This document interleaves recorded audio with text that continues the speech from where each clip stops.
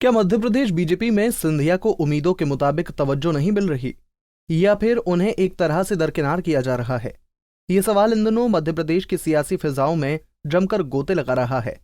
दरअसल बीजेपी अध्यक्ष वी.डी. शर्मा की नई टीम में सिंधिया समर्थक को शामिल नहीं करने का मसला ना चाहते हुए भी इन सवालों को और तूल दे रहा है।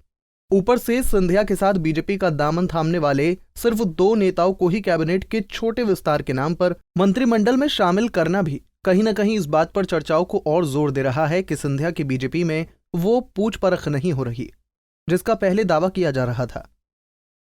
खैर, इस घटनाक्रम को कोई कैसे भी चश्मे से देखे, लेकिन कांग्रेस ने इसे हाथों हाथ ले लिया और बीजेपी के साथ सिंधिया को भी अपने निशाने पर लिया। भारतीय जनता पार्टी में अपना सदस्य बनाने के तुरंत बाद जिस तरह शिवराज सिंह चौहान जी ने सिंधिया जी की उपमा विभीषण के रूप में दी थी, उनका नामकरण किया था विभीषण, उसी समय समझ में आ जाना चाहिए था कि अब उनका सम्मान खत्म हो चुका है। मध्य प्रदेश में कांग्रेस के अंदर रहते हुए एक शीर्ष नेतृत्व थे, एक ताकतवर नेता के रूप में जाने जाते थे।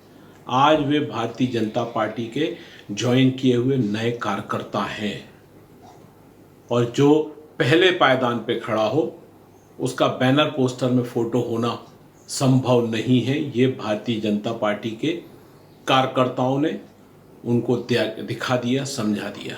कांग्रेस भला ये मौका छोड़े भी क्यों, लेकिन दूसरी ओर कांग्रेस के इस तंज को सिंधिया खेमा उसकी निम्न स्तर की राजनीति करार दे रहा है और कह रहा है कि सिंधिया पर टीका टिप्पणी करना ही कांग्रेस का एकमात्र काम रह गया है। हम कांग्रेस पार्टी से कहना चाहते हैं कि कृपया करके अपनी ओछी राजनीति को छोड़ें और ऐसी वैश्विक महामारी में ये अनर्गल बयानबाजी, अनर्गल टिप्पणी सोशल मीडिया पे फालतू की पोस्ट डालने से अच्छा कुछ देश के लिए करें और इसमें भारतीय जनता पार्टी का साथ दें, जिससे लोगों को ये आगाज़ होगा कि हाँ, कांग्रेस पार्टी ने भी कुछ किया है।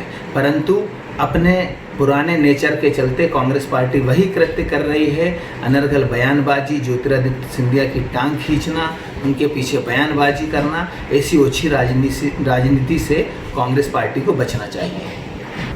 बहरहाल, चाहे कुछ भी हो जाए, लेकिन इस बात को यहां दरकिनार नहीं कर सकते कि सिंधिया तो सिंधिया, बल्कि उनके साथ बीजेपी का दामन थामने वाले हजारों कांग्रेसी कार्यकर्ता अब भी एक सम्मान की आस लगाए बैठे हैं।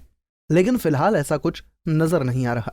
मध्य प्रदेश में सिंधिया के दम पर कमलनाथ सरकार गिराकर सत्ता में आई भारतीय जनता पार्टी की सरकार को 1.5 महीने बीत चुका है, लेकिन आज भी सिंधिया समर्थक विधायकों को सत्ता और संगठन में उचित स्थान नहीं मिलने से जहां एक तरफ उनका मनोबल गिर रहा है, तो वहीं दूसरी तरफ कांग्रेस के नेताओं को टीका टिप्पणी करने का मौका मिल रहा है। अब एक बार फिर कैबिनेट विस्तार की अटकलें चल रही हैं, तो इस बार देखने वाली बात ये होगी कि कितने सिंधिया समर्थक विधायकों को सत्ता में स्थान मिलता है, कितनों को संगठन में स्थान मिलता है और कितनों को ऐसे ही टाल दिया जाता है। इज़हार हसन खान, पंजाब केसरी, भोपाल।